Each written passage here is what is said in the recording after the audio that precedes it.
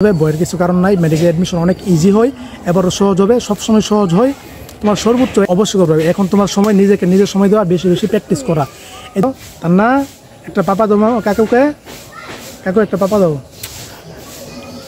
আসসালামু আলাইকুম, আসাদুল্লাহ বলছি, এমবিবিএস ফোর্থ ইয়ার। তো আজকে তোমার সাথে যে বিষয়টা নিয়ে আলোচনা করব, তো সেটা হচ্ছে যে মেডিকেল অ্যাডমিশনে তো সকলের একটা প্রশ্ন যে ভাইয়া পড়া মন থাকে না, পড়া ভুলে যায়, কী করতে পারি। তো এই বিষয়টা আজকে তোমার সাথে আমি সমাধান করে দিব। তো বিষয়টা সম্পূর্ণ ভিডিওতে আমি বিস্তৃত আলোচনা করব, কীভাবে পড়লে তোমার পড়াটা মন থাকবে, কীভাবে তোমার ফাইন্ড আউট করতে পারবা। তো বিষয়টা হচ্ছে এই যে একটা পেজ, এই পেজের মধ্যে তোমার মাত্র 4 থেকে 5টা লাইন তোমার মনে রাখতে হবে। হ্যাঁ, তো এই 4টা লাইন কোনগুলি তোমার পড়তে হবে এটা তখনই বুঝতে পারবা যখন তুমি প্রশ্ন ব্যাংক সলভ করবা। আর এই 3 থেকে 4টা লাইন কিন্তু তুমি কয়েকবার পড়লে কিন্তু মাথার মাঝে তোমার অলরেডি কিন্তু শর্ট টার্ম মেমোরি থেকে লং টার্ম মেমোরিতে চলে যাবে। হ্যাঁ, কয়েকবার পড়লেই। তো এভাবে দেখা যাচ্ছে যে পুরো 400-500 পেজের বই থেকে তোমার মাত্র পড়া আসতেছে মাত্র 100 পেজের মতো। হ্যাঁ, তো এখন ওই পড়াগুলি তোমার গুছিয়ে আনতে হবে। এটার জন্য আগে তুমি কী করতে হবে, প্রশ্ন ব্যাংকটা সলভ করতে হবে। তখন বুঝতে পারবা কোন টপিকগুলো আমার পড়তে হবে, কোনগুলি পড়া লাগবে না, কোনগুলি হালকা পড়তে হবে, কোনগুলি একদম বেশি বেশি পড়তে হবে। যে টপিক থেকে প্রশ্নটা আসে ওই টপিকের আগের পিছনের লাইনগুলি সুন্দরভাবে পড়বা। ওই প্রশ্নটা আরও কীভাবে করতে পারে এই জিনিসগুলি তুমি গবেষণা করবা। আর পড়াটা কীভাবে পড়বা, জাস্ট শুধু দাগানো লাইনগুলি পড়বা। হ্যাঁ, দাগানো লাইনগুলি বারবার পড়বা। আমি মুখস্থের কথা বলতেছি না, তুমি দাগানো লাইনগুলি বারবার পড়লে কিন্তু তোমার অটোমেটিকলি এক সময়টা মস্তিষ্কে ক্যাচ করবে এবং কি তোমার ইমাজিনিং হয়ে যাবে। তো ওই লাইনগুলিতে কীভাবে এমসিকিউ করতে পারে, কীভাবে করবে, এই জিনিসগুলি তো যখন তুমি একসময় বুঝতে পারবে, যখন প্র্যাকটিস করবে এমসিকিউ আকারে, যখন প্রশ্নগুলি আসে সবগুলি দাগানো লাইনের কিন্তু প্রশ্ন আছে এমসিকিউ আকারে, এগুলি প্র্যাকটিস করলে তখন তুমি বুঝতে পারবে। হ্যাঁ, তো বিষয় হচ্ছে পড়া আসলে ভুলে যাবার স্বাভাবিক, কিন্তু এই পড়াগুলি বারবার আমরা পড়তে হবে, বারবার রিভিশন দিতে হবে। মেডিকেল অ্যাডমিশনের চান্স পাওয়ার জন্য তোমার 2টা কাজ করতে হবে, বারবার দাগানো লাইন রিভিশন দিতে হবে, আর হচ্ছে বেশি বেশি এক্সাম তোমার দিতে হবে, বেশি বেশি এমসিকিউ প্র্যাকটিস করতে হবে, পরীক্ষা দিতে হবে। তো এই 2টা জিনিস করলেই এনাফ, মেডিকেল ইনশাল্লাহ তোমার চান্স হয়ে যাবে। বইয়ের কিছু কারণ নাই। মেডিকেল অ্যাডমিশন অনেক ইজি হয়, এবারও সহজ হবে, সবসময় সহজ হয়। তোমার সর্বোচ্চ 100টা প্রশ্ন থেকে তোমার প্রশ্ন পারা লাগবে মাত্র তোমার 60-70টা প্রশ্ন, 70টা প্রশ্ন তুমি পারলে চান্স নিচ্ছে। বাকি 30টা প্রশ্ন কঠিন করবে না, সহজে করবে, কিন্তু একটু তোমার লেভেলে অনুধাবন প্রশ্ন করবে, কিছু হচ্ছে তোমার একটু চিন্তা ভাবনার প্রশ্ন করবে, কিছু আনকমন প্রশ্ন করবে। ওইগুলি না পারলে সমস্যা নাই। তো দেখবা যে মেডিকেল অ্যাডমিশনের চান্সের ব্যবধান থাকে তোমার, যে সর্বোচ্চ মার্ক তোলে এমনকি সর্বনিম্ন মার্কের ব্যবধান থাকে 20 মার্কের মতো। তো তুমি এই অনুসরণ করে পড়বে, ইনশাল্লাহ তোমার জিনিসগুলি অতি সহজ হয়ে যাবে।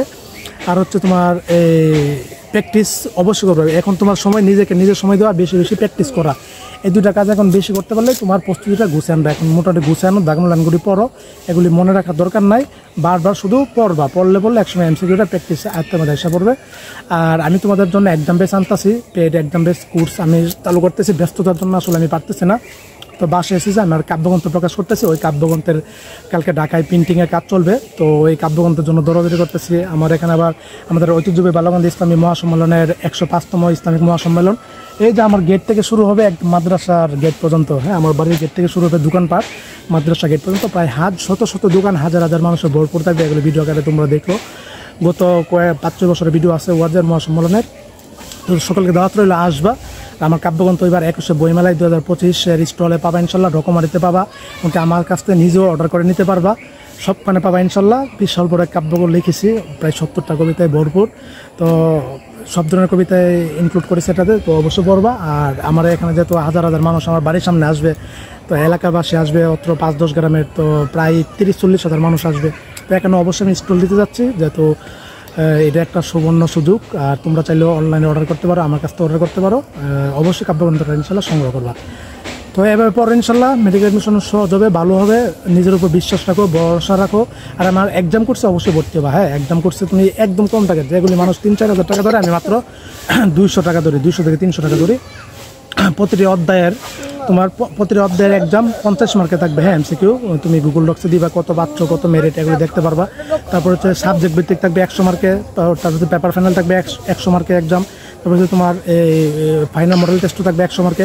এভাবে তোমার 6টা বইয়ের সবগুলি অধ্যায়ে তোমার 6টা সাবজেক্টের সবগুলি অধ্যায়ে তোমার ইনশাল্লাহ একদম নিব অধ্যায় ভিত্তিক, paper final, subject final, model test, GK, English, কি স্পেশাল পিডিএফ দিব, এগুলি পড়লে তোমার এনাফ হয়ে যাবে। হ্যাঁ, আমার এক্সামগুলি দিব অনেক গুরুত্বপূর্ণ।